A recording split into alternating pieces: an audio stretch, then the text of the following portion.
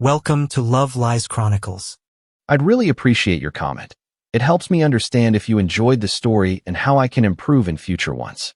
Sometimes the most dangerous assumption you can make is that someone who loves you will wait forever. I learned this lesson the hard way, watching my marriage die not from conflict, but from my wife's relief every time I stopped trying to connect with her. What happened next still haunts her to this day, though she'll never admit it was her own doing. It started on a Wednesday night in October, 3 years into what I thought was a solid marriage. We were getting ready for bed, going through our usual routine of brushing teeth, changing clothes, and settling in for the night. The bedroom felt comfortable, familiar. We'd shared this space for years, but lately, it had begun to feel more like a hotel room where two strangers happened to be staying. I was sitting on the edge of the bed, watching her apply her nighttime skincare routine with the same methodical precision she brought to everything else in her life.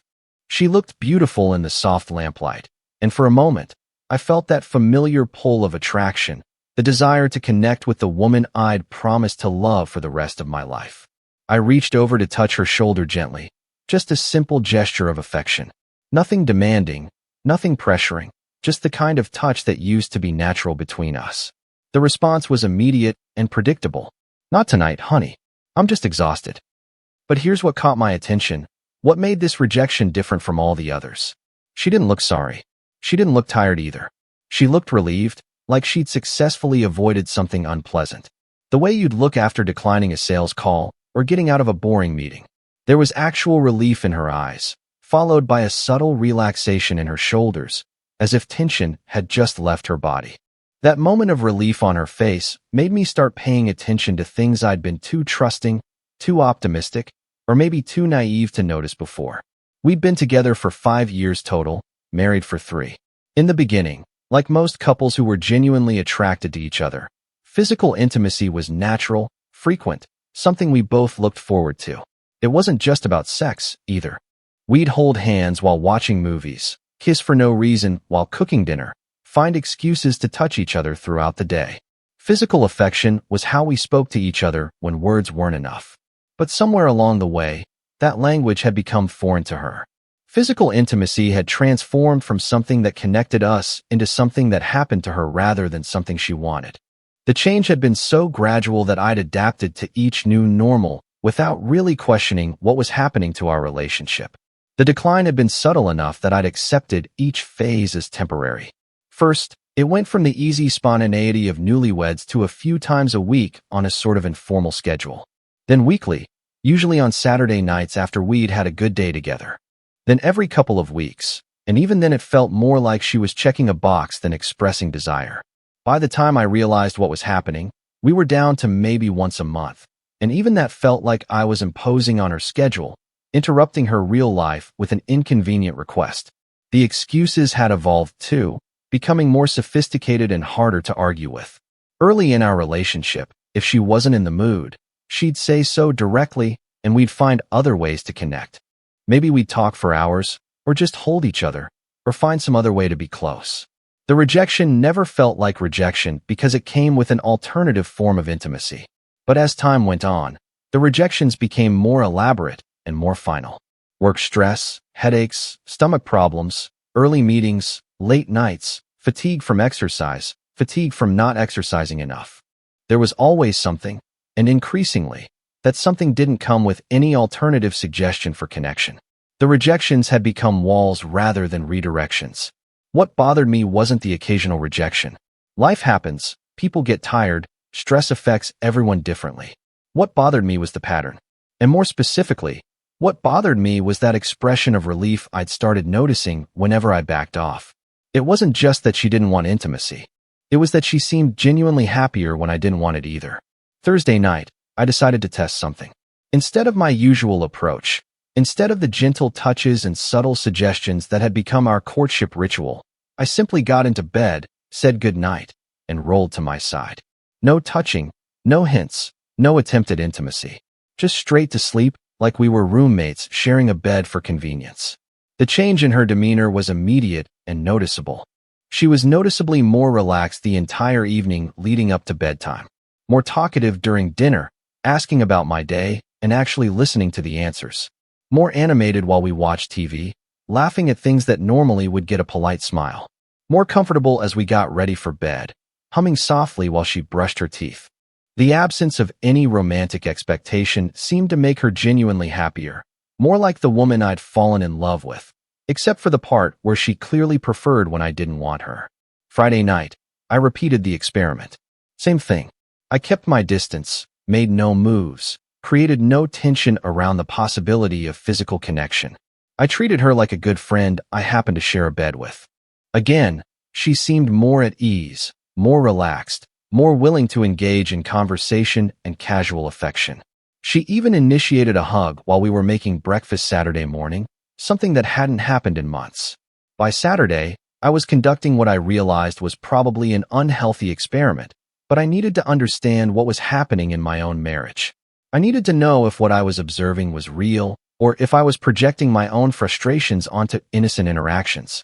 Saturday night, I not only avoided any physical approach, I made sure to seem genuinely disinterested. I read a book in bed while she watched videos on her phone, kept conversation light and non-romantic, treated her like a friendly roommate. I was testing whether her improved mood was simply about the absence of pressure, or if it was about something deeper. She was practically glowing with contentment. She chatted about her sister's upcoming birthday party, made plans for a girls' day out the following weekend, even suggested we try that new restaurant downtown. All the social energy and planning enthusiasm that had been missing from our interactions for months suddenly reappeared when I wasn't trying to connect with her romantically. Sunday morning, she was humming while making breakfast, something she hadn't done in months. She was chatty, affectionate in non-physical ways, seemed genuinely happy to be around me. She made jokes, shared gossip from her book club, even complimented the shirt I was wearing. All because I had spent 3 days not wanting her. That's when it hit me with the force of an uncomfortable truth. She wasn't just avoiding intimacy. She was happier when I avoided it too.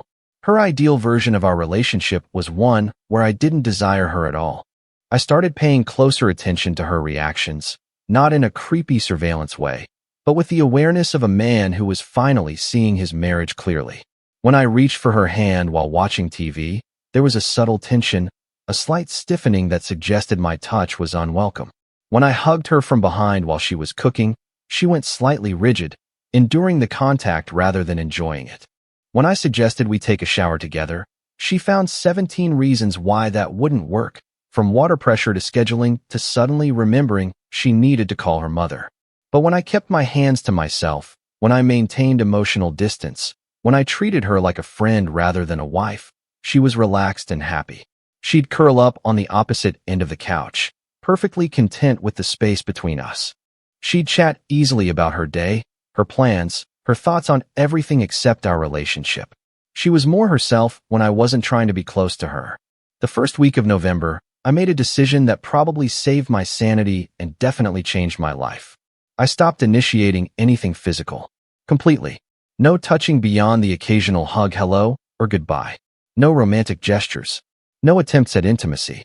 No subtle suggestions or hopeful glances. I decided to give her exactly what she seemed to want, which was a husband who didn't want her. The change in her demeanor was immediate and dramatic. It was like watching someone relax after months of holding their breath. Monday night, when bedtime came and went without any approach from me, she was visibly more relaxed. She read her book peacefully, made pleasant conversation about her day at the marketing firm where she worked, seemed genuinely content. There was no tension, no anticipation of having to deflect unwanted attention, no need to prepare excuses or brace herself for disappointment when she had to reject me again. Tuesday was even better from her perspective. She started planning activities that would keep us busy but separate. A girls' night out for Friday, a solo yoga class on Saturday morning, a book club meeting Sunday afternoon. She was actively creating a schedule that minimized our time alone together, and she was doing it with obvious enthusiasm. I'm thinking of taking that pottery class I mentioned, she said over dinner Tuesday night. It's Thursday evenings for 6 weeks. That sounds great, I replied, genuinely meaning it. If pottery made her happy, she should do pottery. And Sarah wants to do a weekend trip to that spa upstate next month. Would you mind if I went? A few months ago, I might have minded. Not because I wanted to control her activities, but because I would have wanted to go with her, or at least missed her while she was gone. Now, the idea of a weekend to myself sounded perfectly fine. Of course not. You should go. She smiled with what looked like genuine gratitude. You're so understanding. I really appreciate that you're not clingy like some husbands. Clingy. Wanting to spend time with my wife made me clingy. Wednesday, she commented to her sister during a phone call, which I overheard from the kitchen while making coffee. Things are so much better now. He's finally understanding my needs and not being so pushy about everything. Pushy. Wanting intimacy with my wife made me pushy. I stood there stirring sugar into my coffee, listening to her describe my previous attempts at connection as character flaws that I'd fortunately outgrown. She talked about me like I was a problem that had been solved, a source of pressure that had been eliminated. Thursday, she seemed to interpret my emotional distance as a sign that I was finally accepting the new dynamic she preferred. She became more talkative about everything except our relationship, more planning-oriented about activities that kept us busy but apart, more comfortable in general. She started making decisions about her social calendar without consulting me, not because she was being inconsiderate, but because she'd apparently decided I didn't need or want to be included. By Friday, exactly 1 week into my experiment, she made a comment that crystallized everything I'd been observing. You know, she said while we were having dinner at the kitchen table, I really appreciate how you've been lately. It's nice to just be comfortable without all the pressure. I put down my fork and looked at her directly. What pressure? You know, the expectation that we have to be physical all the time. It's so much better when we can just enjoy each other's company without all that drama. Drama. She called my desire for physical connection with my wife drama. So you're happier when I don't want to be intimate with you? I asked as directly as possible. She paused, probably realizing how that sounded when stated so bluntly, but then doubled down instead of backtracking. I'm happier when I don't feel pressured to be something I'm not. What exactly are you not? I'm not someone who needs all that physical stuff to be happy in a relationship. I thought you understood that by now. I mean, we're adults. We can have a mature relationship without being all over each other constantly. Constantly. We've been intimate maybe 6 times in the past year, and she described my desire for more as wanting it constantly. But I am someone who needs that to be happy in a marriage, I said quietly. Well, maybe you need to adjust your expectations. Not everyone is obsessed with sex. Some of us value emotional connection and intellectual compatibility more than physical stuff. Obsessed. Wanting normal marital intimacy made me obsessed. Maybe I do need to adjust my expectations, I said, meaning something entirely different than what she heard. She smiled, clearly thinking she had won something important. Exactly. See, this is how it should be. We can be happy without all the complications. We can focus on what really matters. And what really matters? I asked. Friendship, companionship, shared goals, emotional support, all the things that last when physical attraction fades. She was describing a business partnership, not a marriage. She was outlining a relationship model where passion was not just unnecessary, but actively unwelcome. That night, I lay in bed listening to her breathe peacefully beside me, realizing that my wife had just told me she was happiest when I didn't want her. She had celebrated the death of physical intimacy in our marriage and expected me to celebrate with her. More than that, she had reframed my acceptance of this death as maturity, as personal growth, as evidence that I was finally becoming the kind of husband she could be comfortable with. The second week of November, I continued the experiment, but now with full awareness of what I was documenting. She had settled completely into the new routine. No more excuses needed because there were no more approaches to deflect. No more tension because there were no more expectations to manage. No more careful timing of rejections because there was nothing to reject.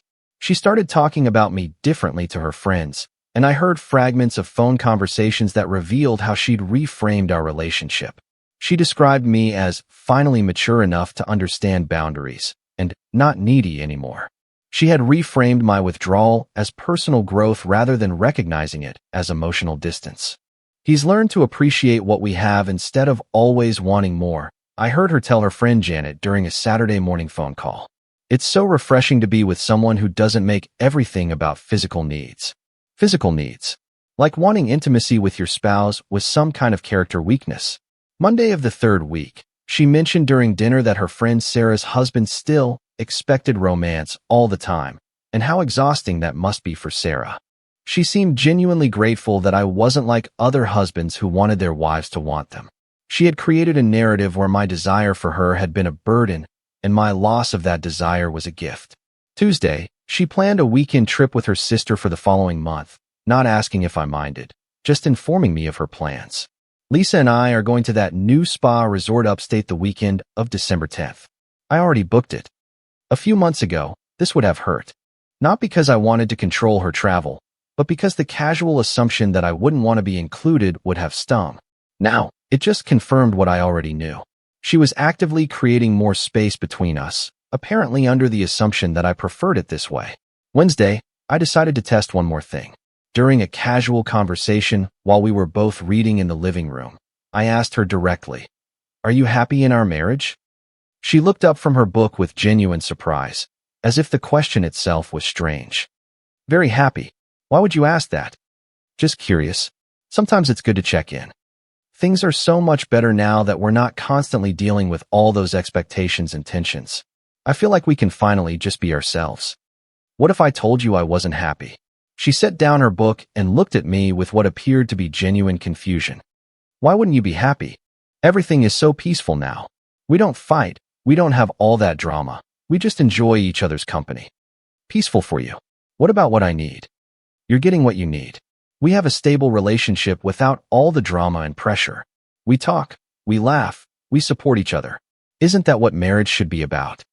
"What if what I need includes physical intimacy?" Her expression shifted to something between annoyance and condescension. "Then you need to decide what's more important, some physical stuff or a good marriage. Because you can't have both if it means making your partner uncomfortable." There it was. In her mind, physical intimacy and a good marriage were mutually exclusive. She genuinely believed that a marriage without physical connection was superior to one with it. She had created a framework where wanting intimacy with your spouse was inherently selfish and demanding it was inherently abusive. Thursday evening, while we were cleaning up after dinner, she made another comment that revealed how completely she'd rewritten our relationship history. "I'm so glad we worked through all those issues we had early in our marriage," she said while loading the dishwasher. "What issues?" "You know, when you were always pressuring me for physical stuff. I was worried we weren't compatible, but you've really grown as a person. You've learned to value the important things." She had retroactively redefined the early passion in our relationship as a problem that needed solving. The attraction that had brought us together was now framed as immature behavior that I'd fortunately outgrown. Thursday night, she made the comment that ended everything. We were watching TV, sitting on opposite ends of the couch with a careful space between us, when she stretched and said with obvious contentment, "This is perfect. This is exactly how marriage should be. Comfortable, peaceful, no pressure, no expectations. I'm so glad you finally understand what really matters." She had just described her ideal marriage as one where her husband didn't want her. She was celebrating the absence of desire, the elimination of passion, the death of physical connection. And she expected me to celebrate it too. "So your perfect marriage is one where your husband doesn't want you?" I asked quietly. "My perfect marriage is one where my husband values me for more than just physical things.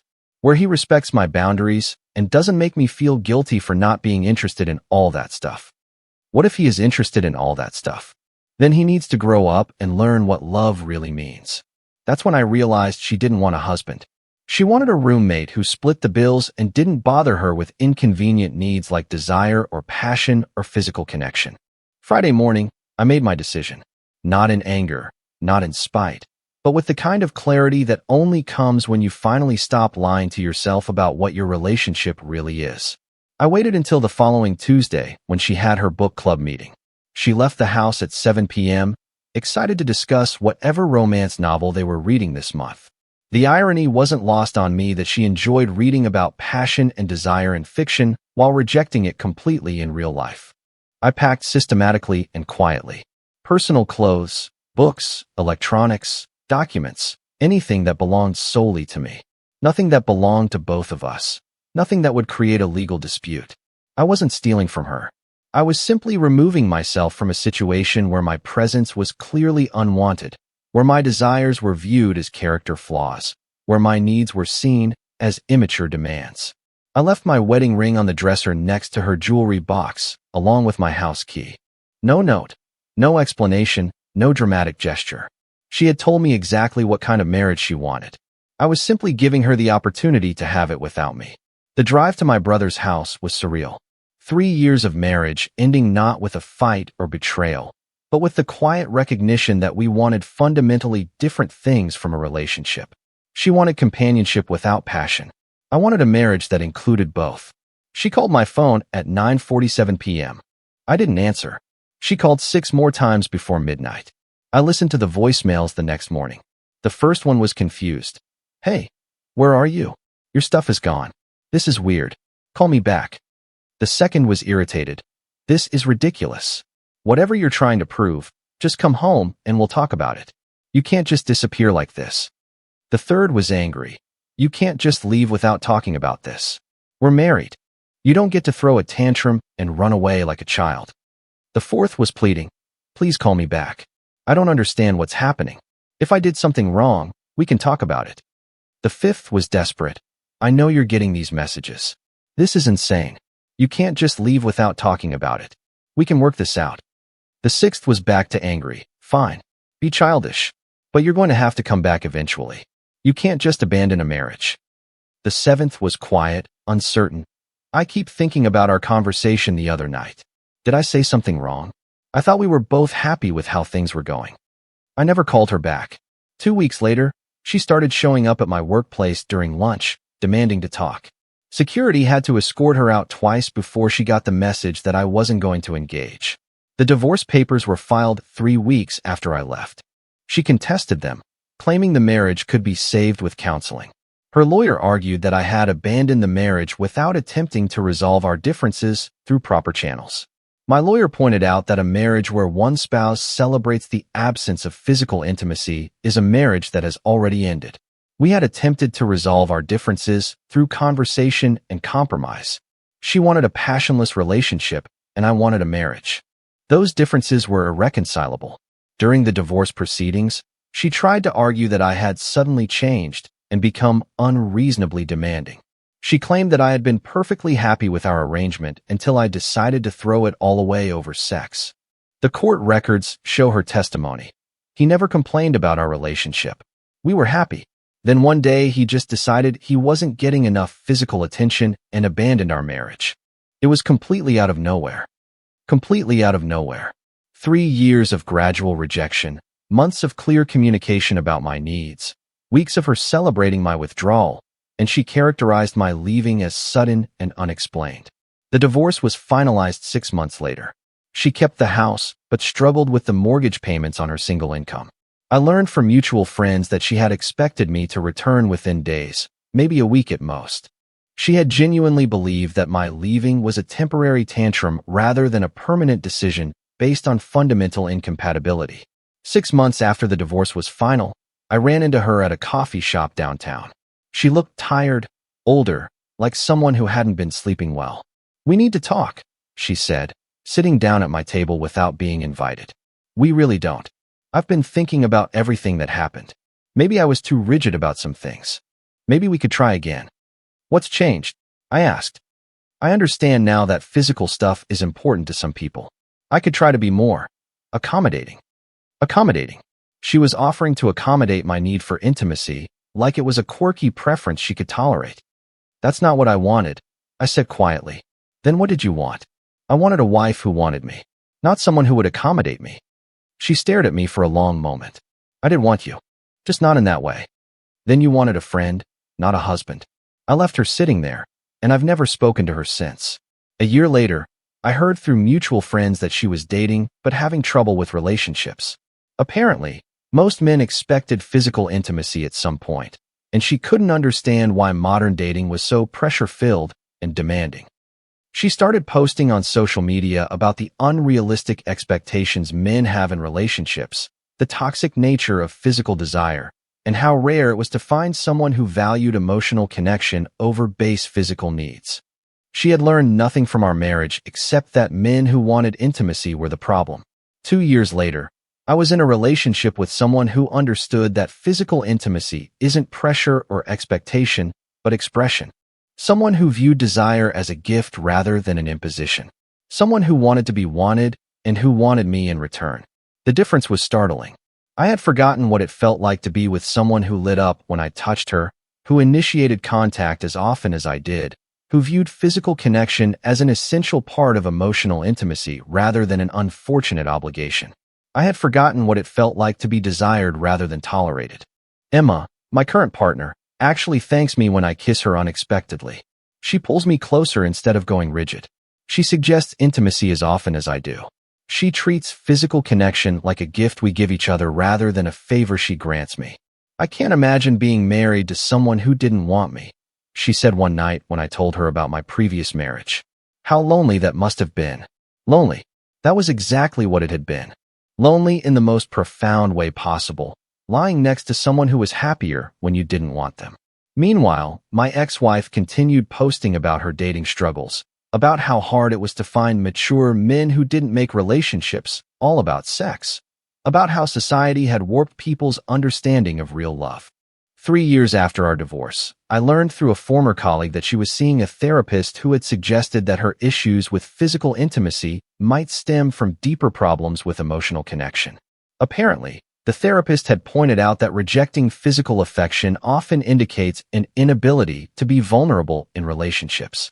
She had fired the therapist and found a new one who validated her belief that society places too much emphasis on physical connection in romantic relationships. 4 years later, she was still single, still posting about the impossibility of finding someone who shared her mature values around physical intimacy. She had joined online communities for people who identified as having low interest in physical connection, where she found validation for her belief that most people were shallow and over-sexualized. She never seemed to realize that she had found exactly what she claimed to want. A man who loved her without needing physical expression of that love. A man who was content with companionship and conversation. A man who didn't pressure her or have expectations or create drama around intimacy. She had that man for 3 years, and she was happiest when he stopped wanting her. So I gave her exactly what made her happy. I stopped wanting her permanently. The last I heard, she was still single, still struggling to understand why relationships never worked out for her, still posting about the impossibility of finding someone who understood that real love didn't require physical expression. She got exactly what she asked for. A life free from the pressure of someone wanting her, free from the complications of physical intimacy, free from a husband who viewed desire as part of love rather than separate from it. She just never realized that getting what she wanted would cost her everything else. Sometimes when I'm with Emma, laughing about something silly or simply enjoying comfortable silence together, I think about that Wednesday night when I first noticed my ex-wife's relief at my withdrawal. That moment of recognition changed everything, not because it revealed something new about her, but because it finally made me see what had been true for months. She taught me that sometimes the most loving thing you can do is leave someone who's happier without you. She wanted peace over passion, comfort over connection, solitude over intimacy. She wanted a marriage that felt like a good friendship with shared expenses. I gave her the peace she craved by removing the source of her discomfort. Me. The haunting part isn't that our marriage ended. Marriages end for all kinds of reasons, and sometimes that's the healthiest outcome for everyone involved. The haunting part is that she celebrated its ending every single day and expected me to celebrate with her. She thought she had trained me to want less instead of realizing she had taught me that I deserved more. 5 years later, she finally has the perfect relationship she always wanted.